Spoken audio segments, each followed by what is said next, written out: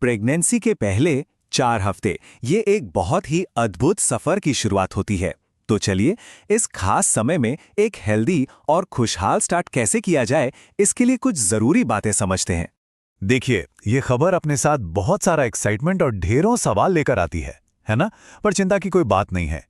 हमने आपके पहले महीने के लिए एक बहुत ही सिंपल और यूजफुल एक्शन प्लान तैयार किया है, ताकि आप इस सफर की शुरुआत पूरे कॉन्फिडेंस के साथ कर सकें। तो सबसे पहले और सबसे जरूरी चीज से शुरू करते हैं, यानी कि पोषण। ये आपके बच्चे के शुरुआती विकास की नींव रखता है। फॉलिक एसिड को आप अपने बच्चे के लिए एक सुपर हीरो की तरह समझ सकते हैं। ये बच्चे के दिमाग और रीढ़ की हड्डी के विकास के लिए बहुत बहुत ही ज्यादा जरूरी है। हाँ, एक बात याद रखिएगा, इससे हमेशा डॉक्टर की सलाह पर ही लेना शुरू करें।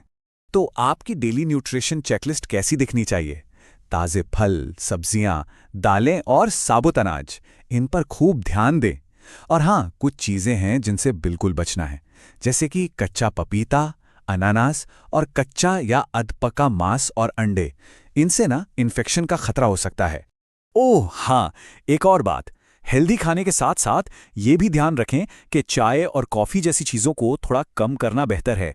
अच्छा, तो खाने पीने की बात तो हो गई, लेकिन सही पोषण के साथ साथ आपका लाइफस्टाइल और आराम भी उतना ही जरूरी है। आइए अब इस पर बात करते हैं। इस दौरान ना आपके शरीर को एक्स्ट्रा आराम चाहिए होता है, तो कोशिश करें कि हर रात कम से कम 7 से 8 घंटे की नींद जरूर लें।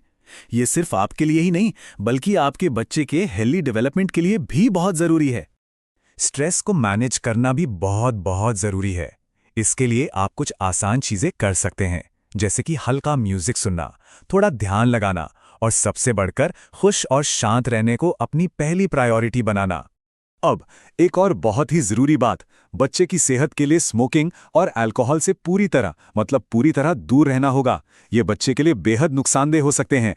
चलिए, अब बात करते हैं फिजिकल एक्टिविटी की। देखिए, एक्टिव रहना अच्छी बात है, पर कुछ चीज़ों का ध्यान रखना भी जरूरी है।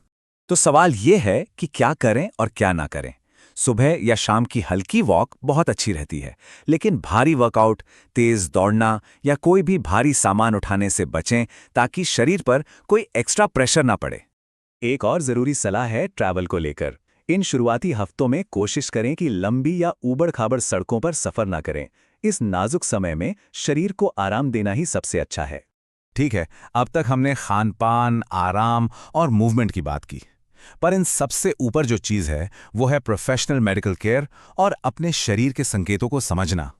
जैसे ही प्रेगनेंसी कंफर्म हो, आपका सबसे पहला और सबसे जरूरी कदम होना चाहिए एक अच्छे गायनोकोलॉजिस्ट से मिलना। वो जरूरी टेस्ट करेंगे और आपको सही गाइडेंस देंगे।